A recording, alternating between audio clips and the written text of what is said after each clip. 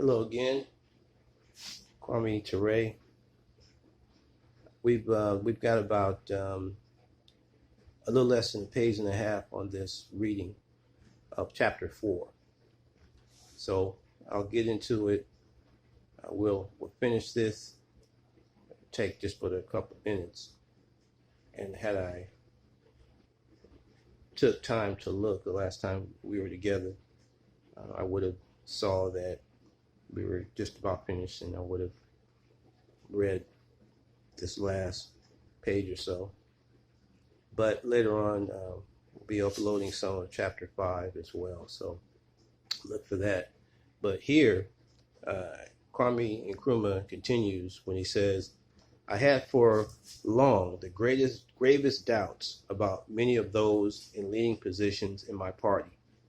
Despite the establishment of the Ideological Institute at Winneba, which I had hoped might be used to teach some general understanding of what we were attempting, it was clear to me that many in high positions still failed to understand the political and social purposes of the state.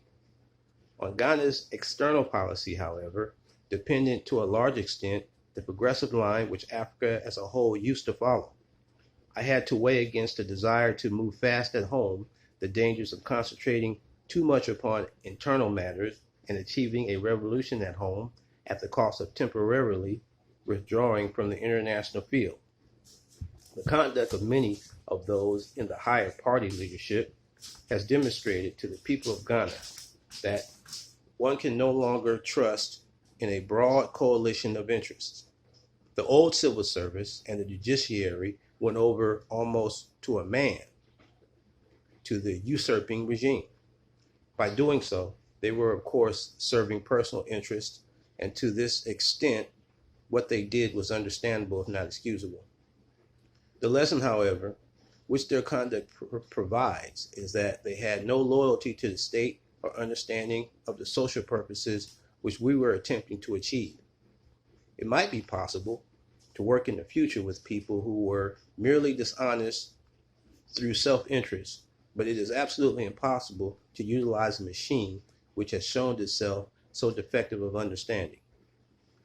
For those reasons, the coup has achieved something which it would have never been impossible to achieve without it, namely a complete and public exposure of the impossibility of continuing along old lines.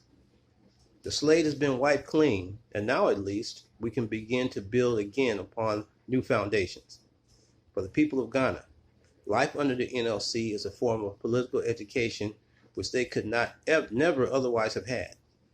For the CPP, it is an even more important lesson in that it shows that the old organization was defective and that the old leadership, in many cases, which was inherited from the struggle against British imperialism, was inadequate for its task when put to the test of crisis failed.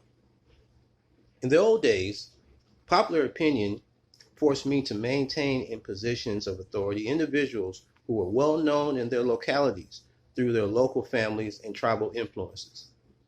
In the past, many people rendered important services to the party.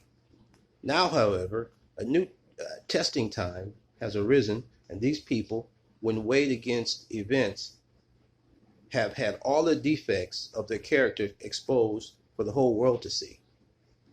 In a larger sense, the coup d'etat has made it plain that the CPP could no longer follow the path of the old line. It must develop a new and reformed revolutionary leadership which must come from the broad masses of the party. There is now a genuinely revolutionary situation in Ghana. For this reason, while the present is dark, the future is bright. And indeed, the misfortunes of Ghana in its darkest days are a necessary lesson for all African revolutionaries.